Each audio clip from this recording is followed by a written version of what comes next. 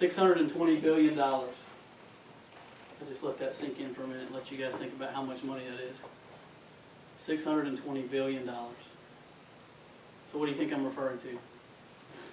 That is the annual estimated cost of substance abuse in the United States. Whether through loss of productivity, criminal activity, healthcare related costs, substance abuse costs us as a society dearly. As staggering as that number is, it fails to more importantly account for the indirect yet destructive effects that substance abuse has on public safety and health, such as family disintegration, job loss, failure in school, domestic violence, and even child abuse. Over the last decade, illicit drug use has been on the rampage among Americans. A study conducted in 2011 found that in any given month, approximately 22 million Americans use or abuse an illicit drug. As a law enforcement officer, I've seen this firsthand, the devastating effects that substance abuse can have on the family, the individual, and society. These facts should not only shock you, but they should also concern you, especially as you realize that our church does not have any program or outreach ministry that addresses this issue. It would be naive for us to believe that out of a church of roughly 500 participating members and a densely populated neighborhood that surrounds our church, that no one would struggle with addiction. Yet the fact is we haven't addressed it. All right. So what I want to do today is I hope to help you better understand substance abuse, the impact and stronghold that it has on society, as well as understand the dilemma that our church faces, as it presently does not have any program to minister to abusers or the affected. I also want to discuss the implementation, or at least the idea, of a substance abuse program within our church and some general steps towards that goal. And lastly, I want to begin to envision a church, our church, that meets those needs. All right, first. So what is substance abuse? Well, defined, misuse is the use of drugs unauthorized by a physician or used for an unintended purpose or with disregard for the manufacturer's direction. Abuse, which is also called dependency or addiction, is when an individual physically and or psychologically is unable to quit using specific chemicals. It is a continued pathological use of a medication, non-medically indicated drug, or toxin. It is at this point that the substance abuse becomes a disease. What are some trends in substance abuse? Although there are differences among specific types of drugs, pain pills, cocaine-based drugs, opiates, marijuana, alcohol, etc., and the demographics of the user, while many categories remain steady percentage-wise, several drug types and users continue to increase, in particular the use of pain, medications, and narcotics for illicit purposes. So what are the causes for substance abuse? The causes for substance abuse can be as different as the user themselves. However, there are some more prevalent than others. It should be noted, however, there are three main categories through which the addictive behavior flows: a person's psychological makeup, their biological response, and environmental situation, and lastly, the availability of drugs. Two additional factors, genetics and learned behavior, I'm going to discuss too. All right, psychological makeup. This describes the current state of mind of a person who could potentially seek out a drug, whether experimentation or to combat some personal issue. It refers to factors such as self-esteem, risk-taking level, impulsivity, depression, and a degree of self-control. The biological response to the drug and the environment. This refers to things like peer groups, family and support organizations, or lack thereof, or socioeconomic status. And the third was the availability of drugs, and that's pretty self-explanatory. The other two factors, genetic factors, in particular with alcohol abuse, there have been multiple studies to show a significant linkage between genetics and substance abuse, including preference, tolerance, dependency, even the reinforcing actions. And then the last is learned behavior. This is one of the most preventable causes, yet remains one of the most powerful. As with any other behavior, substance abuse can most definitely be learned, especially with children and youth who witness it in the home. Another aspect of learned behavior occurs after the physical effects of a drug have been felt, and a craving or desire is more learned as a result of the experimentation. All right, so what are the effects of substance abuse? There are so many, they probably can't all be listed here, let's be honest.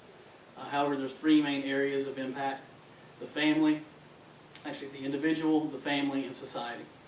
So the effects to an individual are in many cases obvious: the deterioration of one's physical and mental health, depression, chronic sickness, abusive and aggressive tendencies, just to name a few. Job loss is also prevalent with the effects on the individual. The family, although an indirect target, can still suffer greatly. Divorce rates are higher, violence in the home can increase, custody issues and loss of children, budgets can be devastated, and children unknowingly can become abusers themselves through learned behavior, like we talked about before. And then the last area of impact is society, the overall victim of abuse, substance abuse. Crime rates, especially violent crimes, increased. Traffic crashes and automobile-related deaths increase, and healthcare costs for everyone skyrocket. Yet there is no current program in place here at our church. With this problem clearly defined, the question still remains, why is there no program in place to meet this need, or to prevent further damage for that matter? I feel like we are truly missing an opportunity to serve. So let's talk about a solution. If we are then in agreement that there's an obvious need and that something is missing, we have a responsibility to reach out and to establish a support system to meet the needs of those affected by substance abuse. Let's talk about some positive impacts of a support system. First, within the church. Obviously, current members and participants have an immediate resource for help. Because of the stigma associated with substance abuse, many Christians struggle and many times suffer in shameful isolation, afraid to share their burdens with their fellow members. And as we just detailed in the last segment, the causes and effects of substance abuse, one common denominator that we discovered was a lack of a support system. A program designed specifically for substance abusers meets that first need. It is a place for individuals to gain strength through prayer, companionship from others who care about them and may have a similar struggle. Programs such as these also have the power to bring people closer together and experience true New Testament congregational relationships. This also has value for those seeking to serve, to perhaps step outside their comfort zone, roll up their sleeves, and make a real difference in somebody's life. Service always spurs more service and strengthens the faith of the servant. So what are some positive impacts within the community? You can in a city as large as ours and a community as diverse, a substance abuse program offered through the church is an immediate arm of outreach.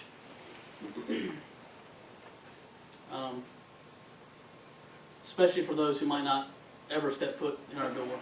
If they know there's an outreach program specifically targeting substance abuse and they deal with that, that may be a reason for them to come to church and they may have never come before. Meeting a felt need is a crucial part of ministry, and we will never be able to meet people's spiritual needs if their physical needs are ignored. Through the initial outreach of meeting physical needs, this can also be a gateway to help others come to know Christ. In addition to receiving help with their addictions, what better way to share the love of Christ and His saving grace? This is also a way to connect with other churches for the sake of ministry. To be able to minister to individuals and other church congregations through offering support programs that their home church may not offer or can afford. It can also be a model for other churches who seek to implement similar programs. So what about a plan for implementation?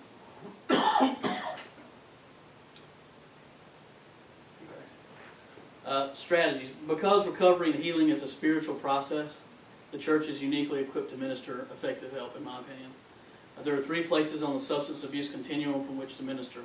You've got prevention, you've got treatment, and you've got recovery. For not just abusers, but those also affected.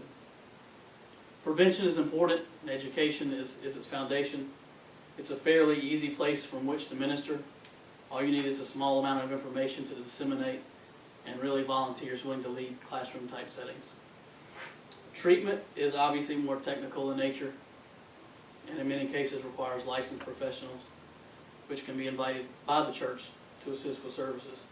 Some treatment is very intense and requires extended stays at a medical facility. Obviously, the church wouldn't take part in that.